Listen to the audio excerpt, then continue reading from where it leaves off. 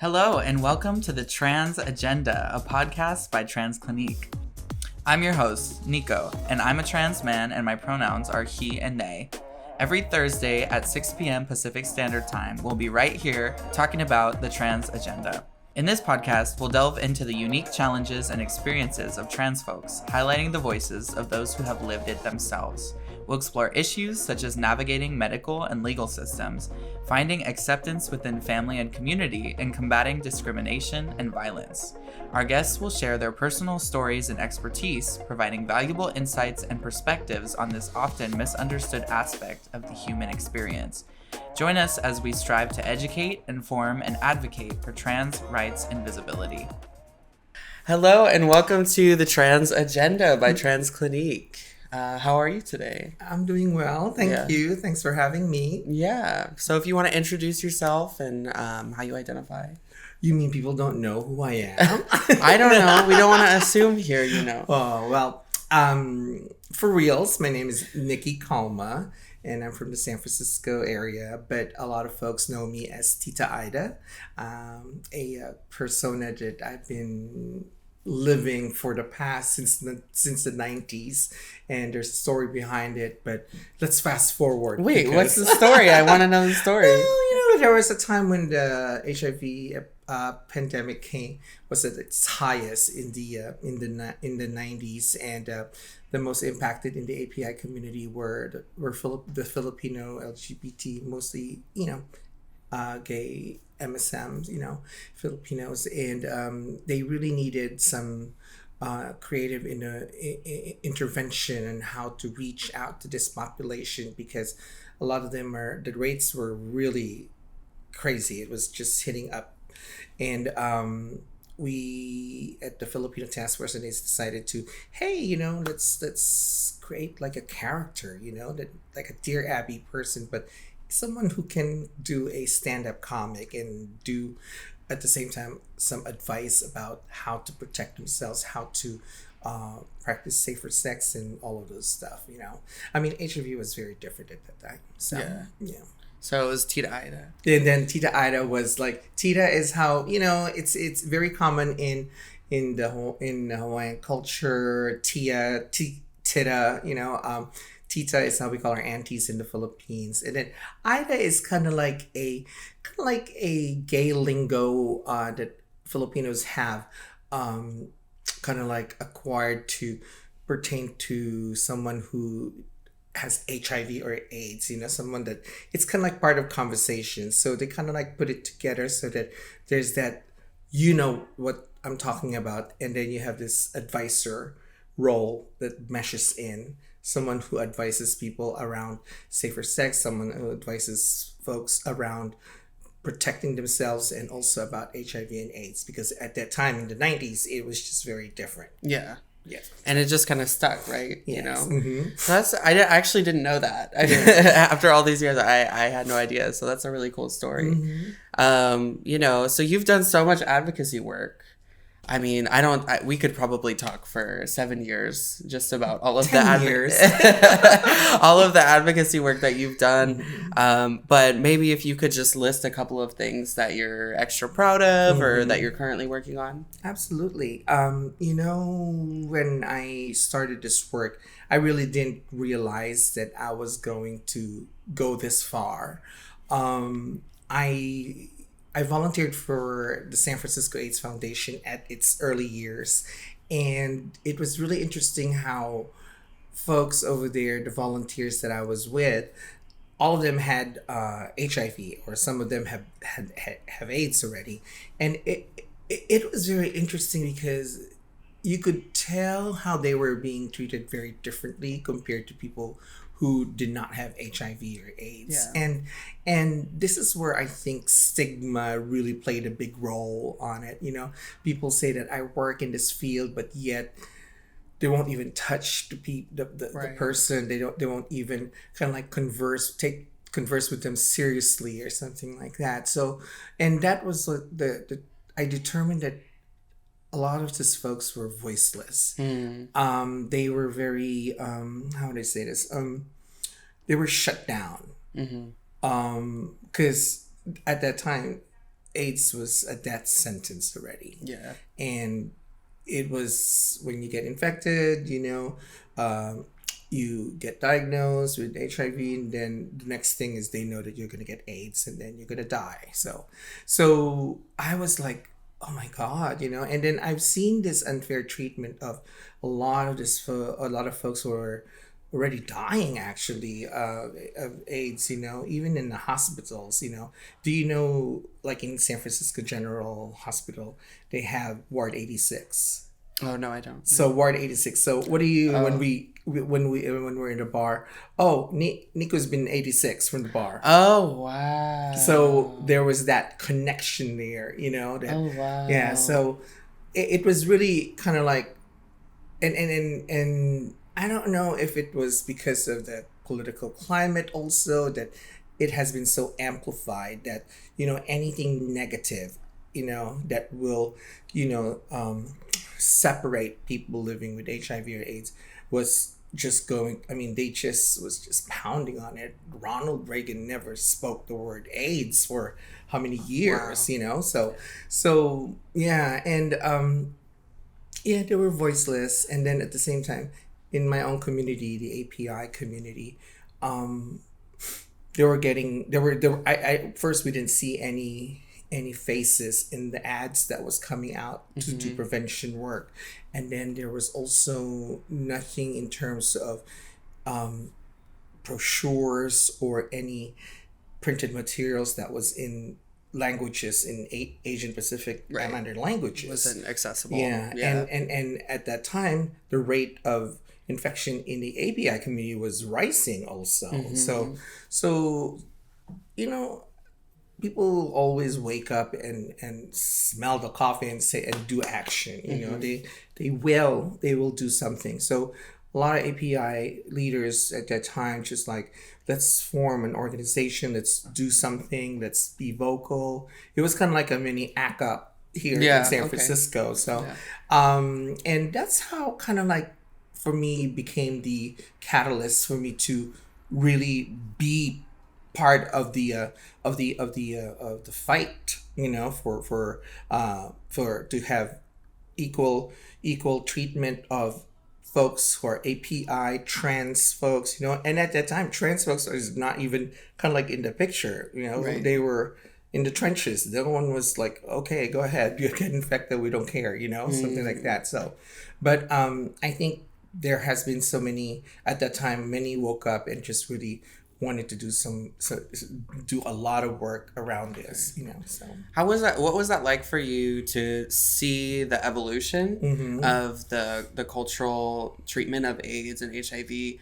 of it going from oh, this is their problem and whatnot, and having no resources to kind of what it is today, which from my perspective, there's so many resources now for folks, and which is amazing. But what was it like watching that? First it was very challenging because everybody wants to do good things, and even though you do good things, people look at you as like who you are. Like at that time I was already starting to identify as trans, and trans folks were never at the table where people decide things, Right. so we are always deemed as the angry trans person in the room, who is always yelling, fighting for our rights and everything. So but aside from it challenging and frustrating, it kept me stronger. Yeah. It kept me stronger to do the work. And I wish there were some kind of mechanism that we could have put in where how we can nurture future leaders at that time. Yeah. But even in the transgender community, we didn't have any structure at all. Yeah. We did not have any structure at all. If it wasn't for the study that I got involved in 1997, it was the very first transgender community health project research that was spearheaded here at the Department of Public Health. And it was to, the purpose of it was to identify the prevalence of HIV in the transgender community. Yeah. And we had a very big sample, 400 male to females and 400 female to males. Wow. And yeah, I mean, it was good. And the results was as predicted, you know, I mean, those were, and the product of that research, that manual is still being used up to now to get funding for programs and all well, stuff. and you know, I have 2 degrees in psychology. I went to, you actually helped me get into CIS, so thank you. But through all the studies, I wrote my senior project on transgender issues. There are the sample sizes are so small, so to get a sample size that big, that's huge. Yeah. And I'm sure they're still using it today because they haven't done anything bigger. But you know, that's amazing. Yeah. And then we had to increase the male to female to 600 because there were just so many people who wanted to participate. Yeah. There were so many folks who wanted to participate. And again, you know, we what we predicted, what we thought of was very true, that, you know, trans women are most likely to be at risk for HIV infection because of how they present themselves, how they the culture of trans women, and the lack of structure for us to transition in a safe and kind of like acceptable way.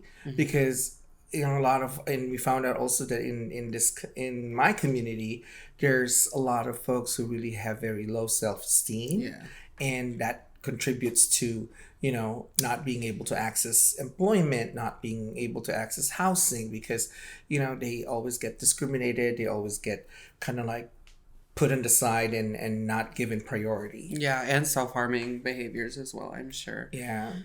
Yeah. Well, you know, that's amazing that you were able to be a part of it. I wonder, so you did a lot of advocacy around that, but I also know you to be a big part of Trans March and TDOV and TDOR. How did you get involved with that? Well, I think part of one's evolution when you get into activism and you get into advocacy work is that you always try to seek something that will for me it will that will improve the quality of lives of the people that you're advocating for.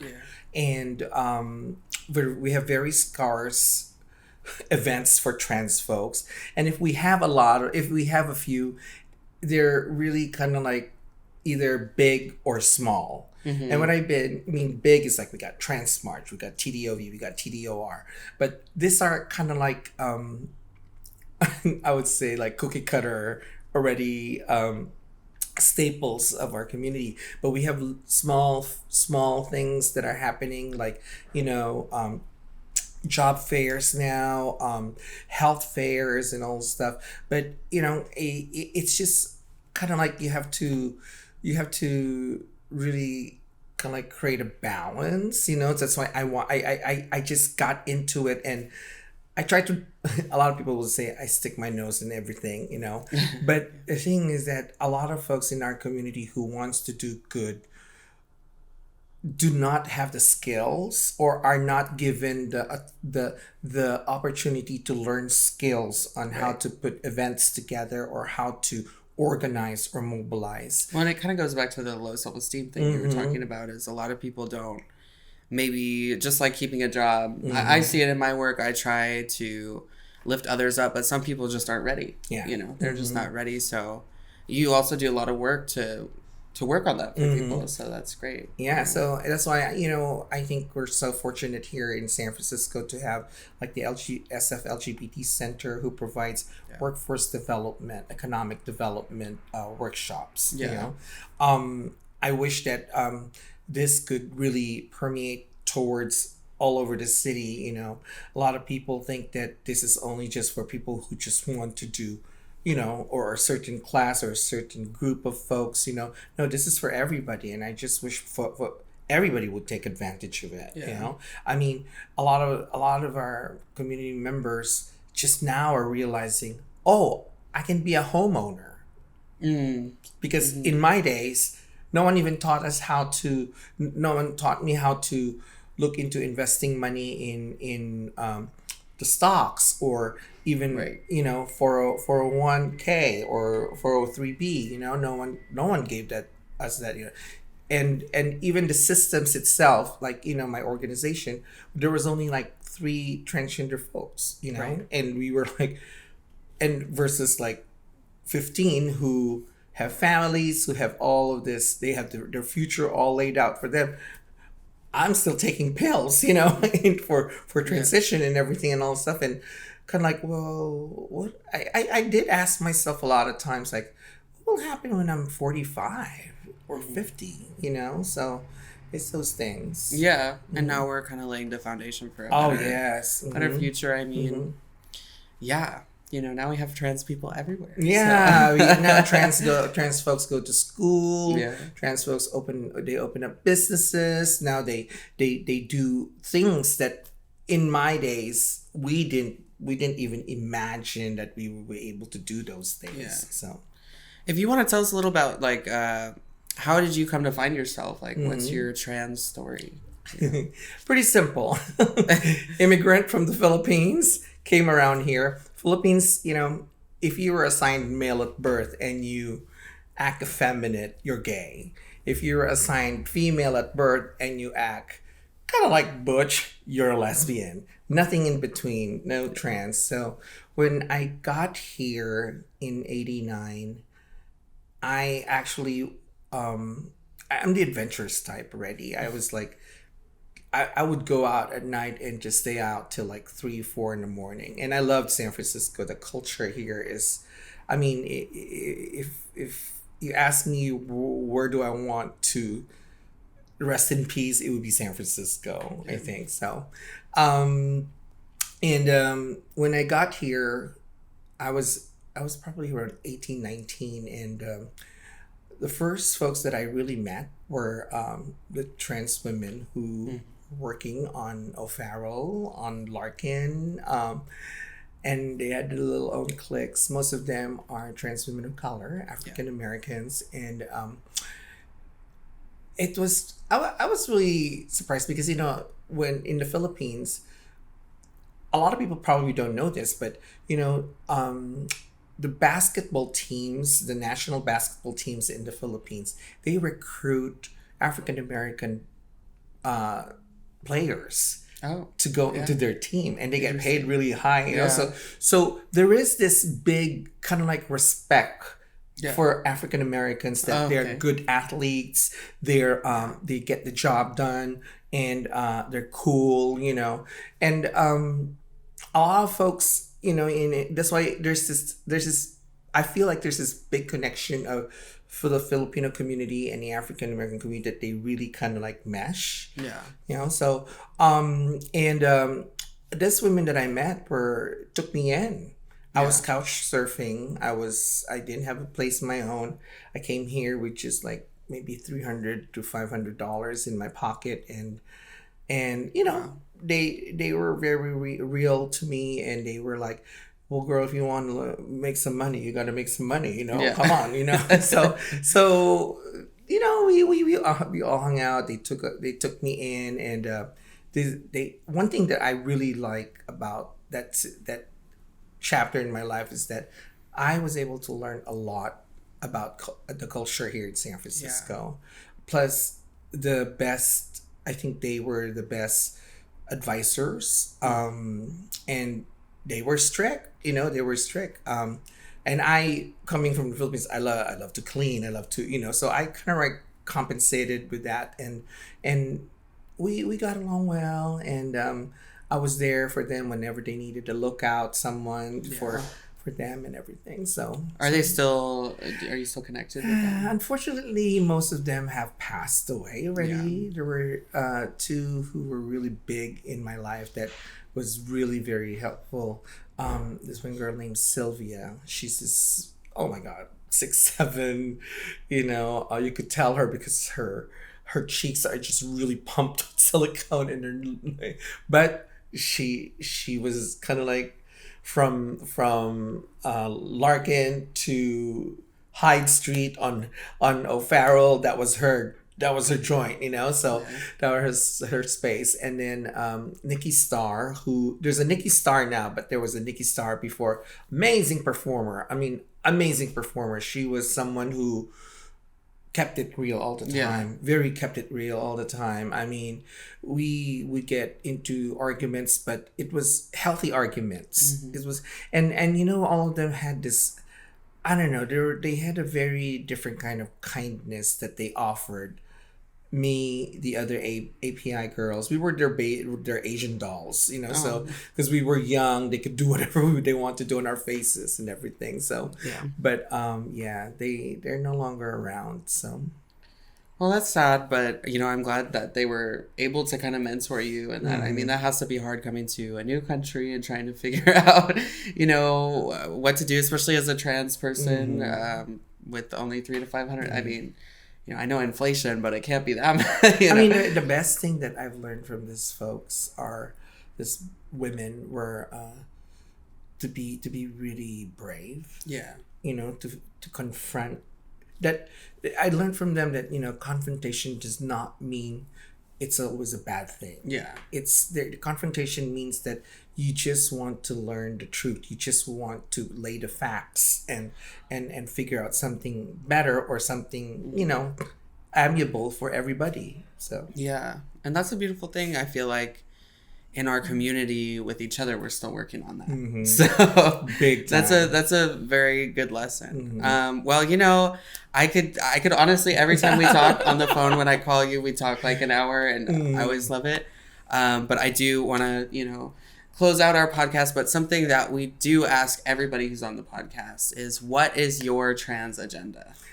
So after doing this work for 25 years, I think my trans agenda moving forward is that I would like to serve as I don't want to say a role model, but I just want to serve the new generation that will be coming in to kind of like give them advice, to guide them, because most of these things that they're all going through, I've gone through it already. Yeah. Most of it. And I really would like to see big results. And I may not see a lot of those big results in my lifetime, but as long as I'm able to plant the seed and hopefully it'll grow, that would be great. That's beautiful. Awesome. Well, thank you so much for coming on the podcast. You're welcome. Anytime, Nico. Awesome. Trans individuals face unique challenges every day. From accessing healthcare to navigating legal systems, it is crucial that we work towards creating a society that is inclusive and supportive of people of all gender identities. This means advocating for policies and practices that prioritize the health and well-being of trans individuals, as well as challenging discriminatory attitudes and behaviors where they exist.